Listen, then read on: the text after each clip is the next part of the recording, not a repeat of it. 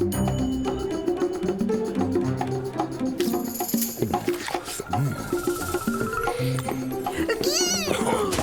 suis trop contente que tu Joyeux puisses venir. anniversaire, Nina. Désolé de mon retard. J'étais en formation sur la santé mentale au travail, avec les autres managers. C'était très intéressant d'ailleurs. On vous apprend à vous occuper des frappadingues maintenant, c'est ça. Tu sais, Yann, la santé mentale, ça nous concerne tous. Ce serait pas du pipeau cette formation, comme d'hab. C'est vrai. Concrètement, tu feras quoi de différent avec ce que t'as appris aujourd'hui? Plein de choses. Par exemple, on a décidé de mettre en place une formation premier secours en santé mentale. Et puis, ça fait longtemps que j'ai envie de lancer un podcast interne sur les sujets RH. Et devinez quoi? Le premier épisode sera consacré à... À la santé mentale? Ouais. Désolé Guy, mais quand on se sent mal, on le crée rarement sur les toits. Et on en parle encore moins à son manager. Tu as parfaitement raison.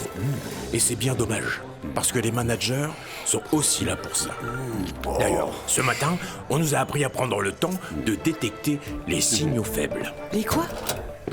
Les signaux faibles, des indices discrets qui permettent de voir quand quelqu'un commence à aller mal.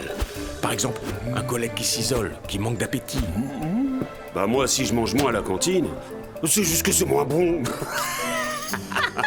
Et puis, ceux qui vont bien, eux, le manager s'en préoccupe jamais. Mais si, préserver la santé mentale de tous, c'est aussi reconnaître les efforts de chacun, ses résultats, parler de l'équilibre entre vie professionnelle et vie personnelle. Et puis, on peut aller bien un jour et être mal un mois plus tard. C'est vrai qu'il n'y a pas longtemps, j'ai lu qu'en France, un salarié sur 2 se déclare en mauvaise santé mentale. Tu vois, cette politique de prévention, elle doit concerner tout le monde. Le monde tourne trop vite pour mon cœur en errance. Je cherche un refuge, une réponse, une chance. On me dit, ça ira, qu'il faut laisser le temps. Mais l'orage est en moi, si violent et permanent. C'est un brouillard épais qui efface ma route. Une guerre sans armée, où je perds, où je doute. Ça n'a pas l'air d'aller fort, Victoria. Vous saviez que Victoria avait une superbe voix? Mais oui! D'ailleurs, je vais t'inscrire tout de suite au karaoké, Vic. Ça va, Victoria? Je me demandais pourquoi t'étais partie dans ton coin. Ça va mieux. Je crois que j'avais surtout besoin de parler un peu. Et Guy a su trouver les mots. En fait, ça marche vraiment la détection des signaux faibles. Et surtout, ces moments de discussion sont hyper importants.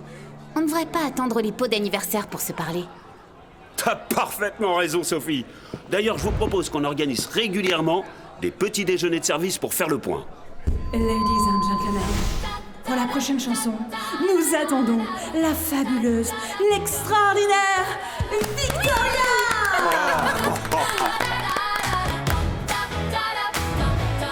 Oui, on a tous des préjugés.